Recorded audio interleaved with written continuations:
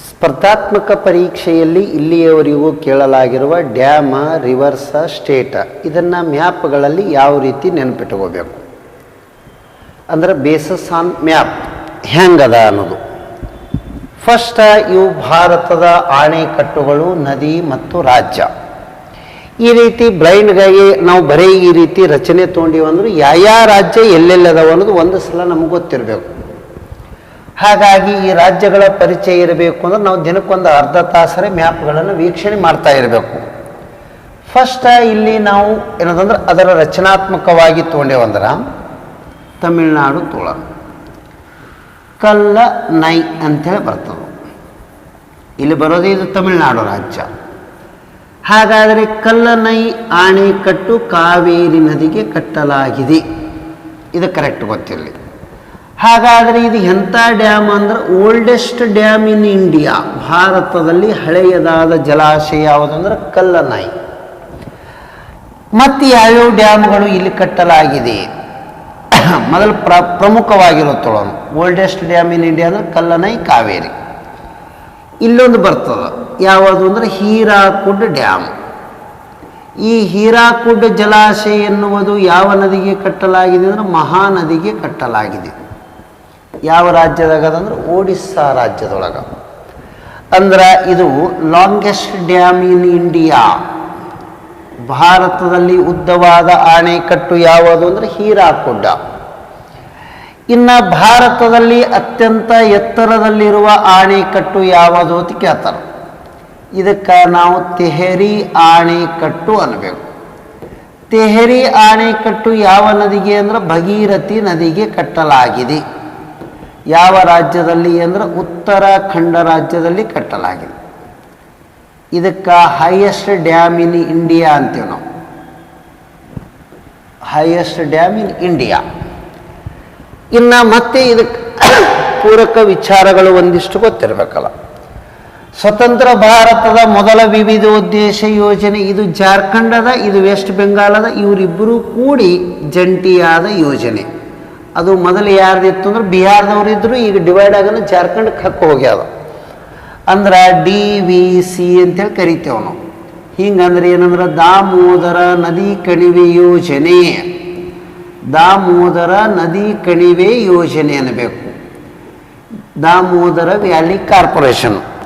ಸ್ವತಂತ್ರ ಭಾರತದ ಮೊದಲ ವಿವಿಧೋದ್ದೇಶ ಯೋಜನೆ, first multipurpose project in India after independence, multipurpose project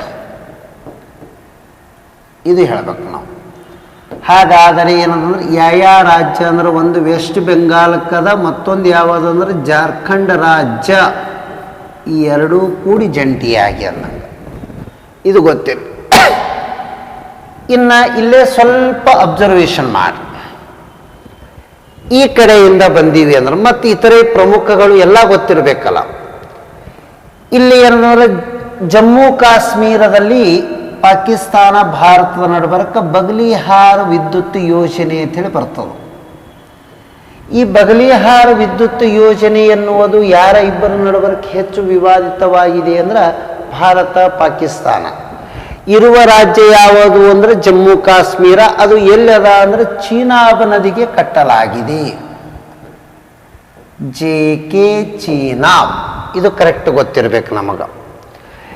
ಇನ್ನು ಇತರೆ ಯೋಜನೆಗಳು ಯಾವ್ಯಾವ ಅದಾವ ಜಮ್ಮು ಕಾಶ್ಮೀರ ರಾಜ್ಯದಲ್ಲಿ ಅಂದ್ರೆ ಇದಕ್ಕೆ ಪೂರಕ ಒಂದು ದುಲಹಸ್ತಿ ಯೋಜನೆ ಅಂತೇಳಿ ಬರ್ತದೆ. ದುಲಹಸ್ತಿ ಯೋಜನೆ ಇದು ಕರೆಕ್ಟಾಗಿ ಗೊತ್ತಿಲ್ಲ. ಎರಡನೆಯದ್ದು ಸಲಾಲ್ ಯೋಜನೆ ಅಂತೇಳಿ ಬರ್ತದೆ. ಇವು ಎರಡೂ ಯಾವ ನದಿಗೆ ಕಟ್ಟಲಾಗಿದೆ ಅಂದ್ರೆ ಬಿಯಾಸ್ ನದಿಗೆ ಕಟ್ಟಲಾಗಿದೆ. ಇವು ನಾವು ಹೇಳಬೇಕಂದಕ್ರ ಅಲ್ಲಿ ಮ್ಯಾಪ್ದಾಗ ನಾವು ನೋಡಿದ್ದನ್ನು ನೆನಪಿಗೆ ಬರ್ತಾ ಇರಬೇಕು, ಬಿಯಾಸ್ ನದಿಗೆ. ಹಾಗಾದರೆ ಯಾವ ರಾಜ್ಯದಾಗ ಅಂದರೆ JK ಅಂದರೆ ಜಮ್ಮು ಕಾಶ್ಮೀರ ರಾಜ್ಯ. ಇನ್ನು ಪಂಜಾಬದಲ್ಲಿ ಎರಡು ಪ್ರಮುಖವಾದಂಥ ಆಣೆಕಟ್ಟುಗಳನ್ನು ಕಟ್ಟಲಾಗಿದೆ. ಪಂಜಾಬ್ ರಾಜ್ಯ ಎಂದರೆ ಇಲ್ಲದ, ಸ್ವಲ್ಪ ಅಬ್ಸರ್ವೇಷನ್ ಮಾಡಿ, ಇದು ಪಂಜಾಬ್ ರಾಜ್ಯ. ಇಲ್ಲಿ ಕಟ್ಟಿರುವ ಡ್ಯಾಮ ಒಂದು ಹರಿಕೆ ಆಣೆಕಟ್ಟು ಅಂತೇಳಿ ಬರ್ತದೆ. ಇದರದಿಂದನೇ ಇಂದಿರಾ ಗಾಂಧಿ ಕಾಲುವೆಗೆ ನೀರು ಹೋಗ್ತದೆ. ಇದನ್ನು ಸಟ್ಲೇಜ್ ಮತ್ತು ಬಿಯಾಸ್ ನದಿಗೆ ಕಟ್ಟಲಾಗಿದೆ. ಸಟ್ಲೇಜ್ ಬಿಯಾಸ ಎರಡೂ ಎಲ್ಲಿ ಸಂಗಮ ಅಥವಾ ಅಲ್ಲಿ ಕಟ್ಟ್ಯಾರ. ಇದರದ್ದು ಒಂದು ವಿಶೇಷತೆ ಏನು ಅಂತ ಕೇಳಿದ್ರು ಅಂದ್ರೆ, ಇದೇ ಡ್ಯಾಮದಿಂದ ಇಂದಿರಾ ಗಾಂಧಿ ಕಾಲುವೆಗೆ ನೀರನ್ನು ಹರಿಬಿಡುತ್ತಾರೆ. ವರ್ಲ್ಡ್ ಲಾಂಗೆಸ್ಟ್ ಇರಿಗೇಷನ್ ಕ್ಯಾನಲ್, ಪ್ರಪಂಚದಲ್ಲಿಯೇ ಅತ್ಯಂತ ಉದ್ದವಾದ ನೀರಾವರಿ ಕಾಲುವೆ ಯಾವುದಂದ್ರೆ ಇಂದಿರಾ ಗಾಂಧಿ. ಇದರ ಹಳೆಯ ಹೆಸರು ರಾಜಸ್ಥಾನ ಕಾಲುವೆ ಅಂತೇಳಿ ಇತ್ತು. ಇನ್ನು ಏನಂದ್ರೆ ರಣಜಿತ್ ಅಂಥೇಳಿ ಏನೋ ಒಂದು ರಣಜಿತ್ ಸಾಗರ ಅಂತೇಳಿ ಬರ್ತದೆ. ಈ ರಣಜಿತ್ ಸಾಗರ ಎನ್ನುವುದು PSI ಕ್ವಶನ್ ಕೇಳಿದ್ರು ನೋಡ್ರಿ. ರಣಜಿತ್ ಸಾಗರ ಡ್ಯಾಮ್ ಅಂತೇಳಿ ಬರ್ತದೆ. ಎಲ್ಲಿ ಅಂದ್ರೆ ಪಂಜಾಬ್ ರಾಜ್ಯದಲ್ಲಿ ಕಟ್ಟಲಾಗಿದೆ. ಯಾವ ರಾಜ್ಯದಾಗ ಅದರಿ? ಪಂಜಾಬ್. ಯಾವ ನದಿಗೆ ಅದ ಅನ್ನೋದು ಬೇಕು, ರಾವಿ ನದಿ. ಹಾಗಾದರೆ ಈ ರಣಜಿತ್ ಸಾಗರ ಹೆಸರಿಡೋಕ್ಕಿಂತ ಮೊದಲು ಏನು ಹೆಸರಿತ್ತು ಅಂತ ಕೇಳ್ತಾರ. ಥೇನ್, THEIN, ಥೇನ್ ಎಂದು ಹೆಸರಿತ್ತು. ಅಥವಾ ಏನದಂದ್ರೆ ಈ ರೀತಿ ಏನಂದ್ರೆ ಥೇನ್ ಆಣೆಕಟ್ಟು ಎಂದು ಕರೆಯುತ್ತಿದ್ದರು. ಇಷ್ಟು ಗೊತ್ತಿಲ್ಲ. ರಾವಿ ನದಿಗೆ ರಣಜಿತ್ ಸಿಂಗ್ ಆಣೆಕಟ್ಟು ಪಂಜಾಬದಲ್ಲಿ ಕಟ್ಟಲಾಗಿದೆ. ಇದರ ಹಳೆಯ ಹೆಸರು ಥೇನ. ಇದು ಸಿವಿಲ್ PSI ಕ್ವಶನ್ ಪ್ರೀವಿಯಸ್ದಾಗ ಕೇಳಿದ್ದು.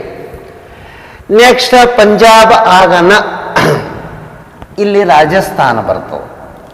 ರಾಜಸ್ಥಾನದಲ್ಲಿ 2 ಡ್ಯಾಮ್ ಅದು ಭಾಳ ಇಂಪಾರ್ಟೆಂಟ್. ಇದೇ ರಾಜಸ್ಥಾನ. ಚಂಬಲ ನದಿಗೆ ಕಟ್ಟಲಾಗಿದೆ. ಚಂಬಲ ನದಿಗೆ ಕಟ್ಟಿರುವ 2 ಆಣೆಕಟ್ಟದ ಹೆಸರು ಏನಂದ್ರ, ಒಂದು ರಾಣಾ ಪ್ರತಾಪ ಸಾಗರ. ರಾಣಾ ಪ್ರತಾಪ ಸಾಗರ. ಒಂದು ಯಾವುದು ಅಂದ್ರೆ ನೆಹರು ಸಾಗರ. ನೆಹರು ಸಾಗರ. 2 ಯಾವ ನದಿಗೆ ಕಟ್ಟಲಾಗಿದೆ ಅಂದರೆ ಚಂಬಲ ನದಿಗೆ ಕಟ್ಟಲಾಗಿದೆ. ರಾಣಾ ಪ್ರತಾಪ ಸಾಗರ ಜಲಾಶಯ, ನೆಹರು ಸಾಗರ 2 ಇರೋದು ಎಲ್ಲಿ ಅಂದರೆ ಚಂಬಲ ನದಿ, ರಾಜಸ್ಥಾನ ರಾಜ್ಯ. ಇದಕ್ಕೆ ರಾಜ್ ಅಂತ ಹೇಳಿ ಬರೋದು. ನೆಕ್ಸ್ಟ್ ಸ್ವಲ್ಪ ಅಬ್ಸರ್ವೇಷನ್. ಉತ್ತರ ಪ್ರದೇಶ ಅಂತೇಳಿ ತೊಗೊಳ್ಳೋಣ. ಬೇಟ್ವಾ ನದಿ ಅಂತೇಳಿ ಬರ್ತದೆ. UP ರಾಜ್ಯದೊಳಗೆ ಬೇಟ್ವಾ. ಬೇಟ್ವಾ ನದಿಗೆ ಕಟ್ಟಿರುವ ಆಣೆಕಟ್ಟು ಯಾವುದು ಅಂದ್ರೆ ಮಾಟಾಟಿಲ್ಲಾ ಯೋಜನೆ. ಮಾಟಾಟಿಲ್ಲಾ ಯೋಜನೆ ಇದು ಭಾಳ ಕರೆಕ್ಟ್ ಗೊತ್ತಿಲ್ಲ. ಭಾಳಷ್ಟು ಎಕ್ಸಾಮ್ದಾಗ ಕೇಳಿದ್ದು. SSC 2 ಸಲ ಬಂದವು. ಒಂದು ಇದೇ ಉತ್ತರ ಪ್ರದೇಶದೊಳಗ ರಿಹಾಂದ್ ನದಿಗೆ ರಿಹಾಂದ್ ಯೋಜನೆ ಅಂತೇಳಿ ಕಟ್ಟ್ಯಾರ. ರಿಹಾಂದ್ ನದಿಗೆ ಯಾವುದು? ರಿಹಾಂದ್ ಯೋಜನೆ ಅಂತೇಳಿ ಕಟ್ಟ್ಯಾರ. ಇಲ್ಲಿ ಸ್ವಲ್ಪ ಅಬ್ಸರ್ವೇಷನ್ ಮಾಡ್ರಿ. ಇಲ್ಲಿ 3 ರಾಜ್ಯಗಳು ಬರ್ತಾವ. ಯಾವ 3 ಬರ್ತಾವ ಅಂದ್ರೆ ಈ ರೀತಿ ನೋಡ್ರಿ.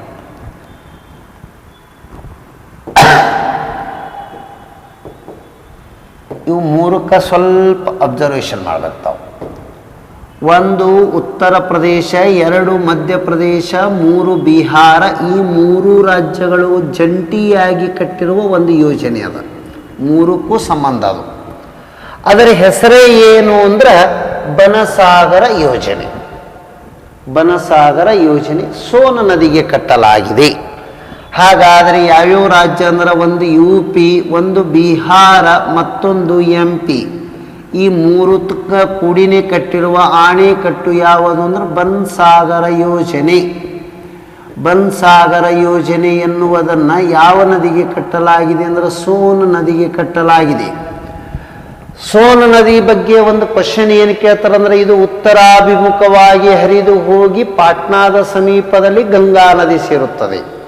ಗಂಗಾ ನದಿಯ ಯಾವ ಉಪನದಿಯು ಉತ್ತರಕ್ಕೆ ಹರಿದು ಬಂದು ಸೇರುತ್ತದೆ ಅಂದರೆ ಸೋನ ನದಿ.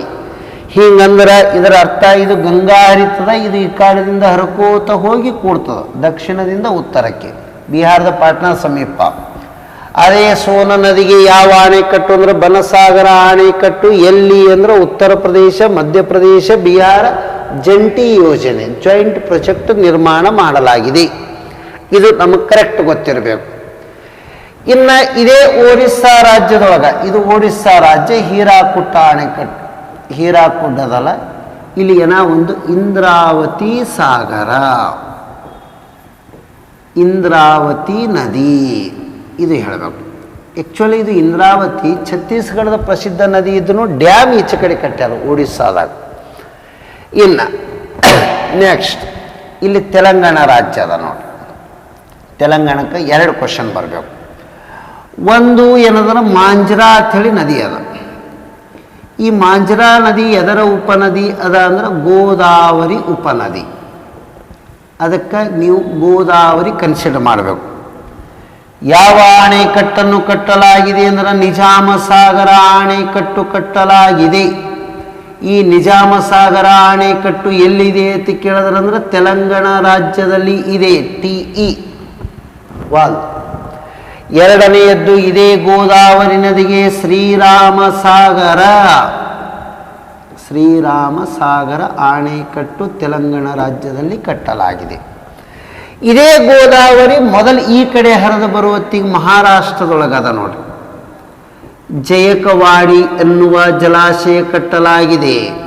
ಜಯಕವಾಡಿ ಜಲಾಶಯ ಗೋದಾವರಿ ನದಿಗೆ ಕಟ್ಟಿರುವ ಅಣೆಕಟ್ಟು ಯಾವುದು ಅಂದರೆ ಜಯಕವಾಡಿ. ಯಾವ ರಾಜ್ಯದಾಗ ಅಂತ ಕೇಳಿದ್ರೆ ಮಹಾರಾಷ್ಟ್ರದಲ್ಲಿ. ಅದು ಮಣ್ಣಿನದಿಂದ ಕಟ್ಟಿರುವ ಡ್ಯಾಮ್ ಅಂತ ಹೇಳ್ತಾರೆ. ಹಾಗಾಗಿ ಜಯಕವಾಡಿ ಮಹಾರಾಷ್ಟ್ರ ಗೋದಾವರಿ. ಮಹಾರಾಷ್ಟ್ರದಲ್ಲಿ ಅತ್ಯಂತ ದೊಡ್ಡದಾದಂಥ ಡ್ಯಾಮ್ ಯಾವುದಂದ್ರೆ ಕೊಯ್ನಾ ಜಲಾಶಯ. ಈ ಕೊಯ್ನಾ ಡ್ಯಾಮದ ಹೆಸರು ಏನಿಟ್ಟಾರಂದ್ರೆ ಛತ್ರಪತಿ ಶಿವಾಜಿ ಸಾಗರ. ಛತ್ರಪತಿ ಶಿವಾಜಿ ಸಾಗರ ಅಂತೇಳಿ ಹೆಸರಿಟ್ಟಾರೆ ಇದಕ್ಕೆ. ಇದು ಎಲ್ಲಿ ಅದ? ಮಹಾರಾಷ್ಟ್ರದ ಲಾರ್ಜೆಸ್ಟ್, ಮಹಾರಾಷ್ಟ್ರದ ಅತ್ಯಂತ ದೊಡ್ಡದಾದ ಯೋಜನೆ ಕೊಯ್ನಾ. ಅದಕ್ಕೆ ಛತ್ರಪತಿ ಶಿವಾಜಿ. ಇದರ ಮೂಲ ಉದ್ದೇಶ hydro electric power generate. IAS question. Hydro electric power generate ಅಂದ್ರೆ ಜಲವಿದ್ಯುತ್ ಉತ್ಪಾದನೆ ಮಾಡುವುದು ಇದರ ಉದ್ದೇಶವಾಗಿದೆ. ಹೈಡ್ರೋ ಎಲೆಕ್ಟ್ರಿಕ್ ಜನರೇಟ್ ಇದು ಹೇಳಬೇಕು.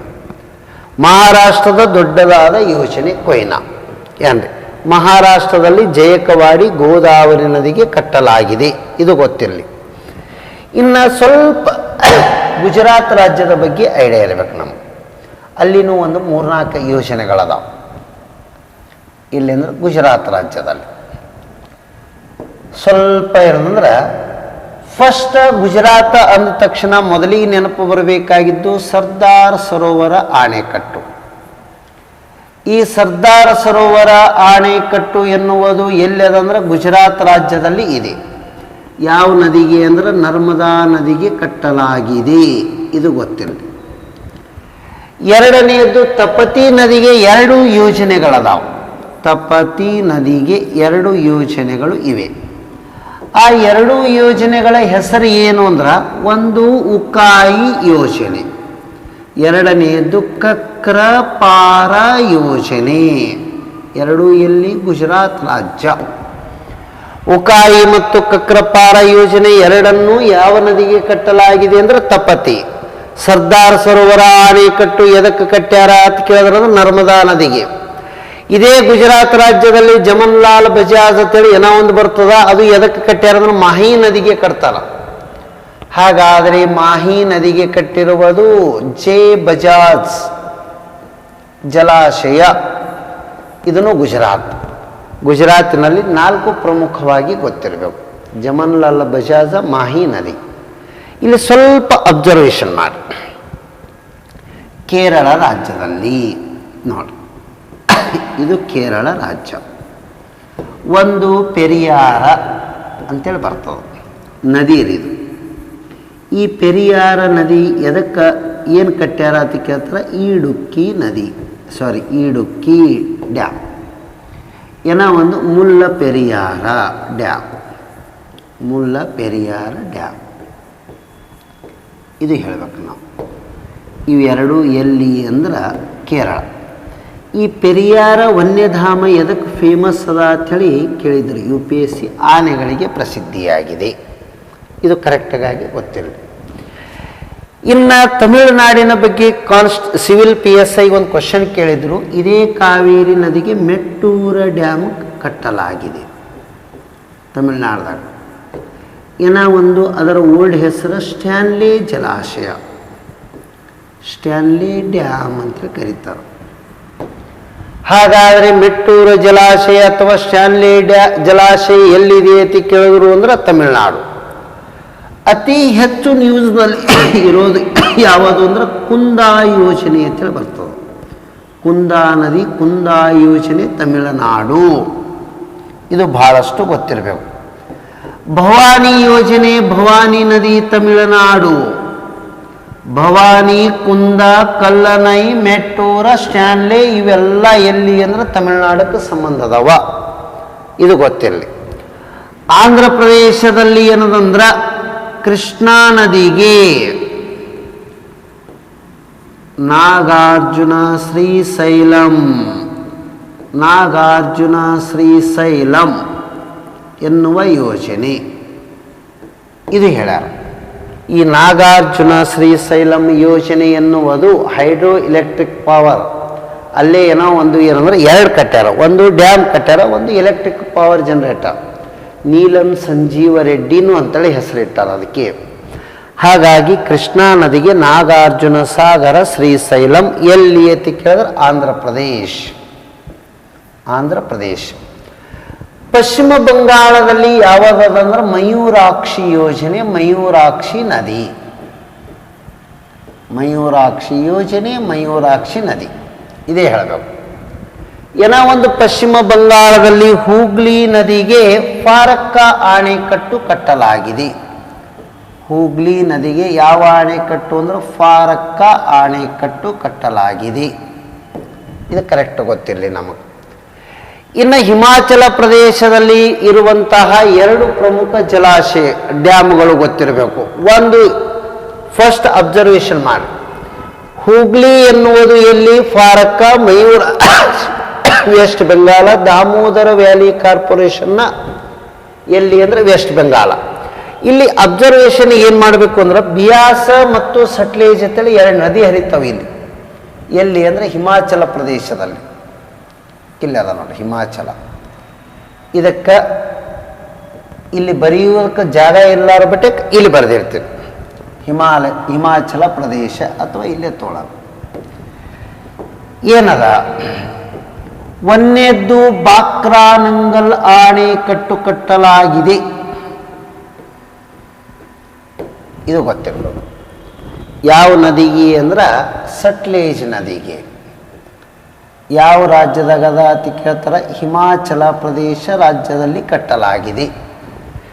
ಇನ್ನು ಇದೇ ಹಿಮಾಚಲ ಪ್ರದೇಶದಲ್ಲಿ ಬಿಯಾಸ್ ನದಿಗೆ ಒಂದದ, ಮಹಾರಾಣಾ ಪ್ರತಾಪ ಸಾಗರ, ಮಹಾರಾಣಾ ಪ್ರತಾಪ ಸಾಗರ,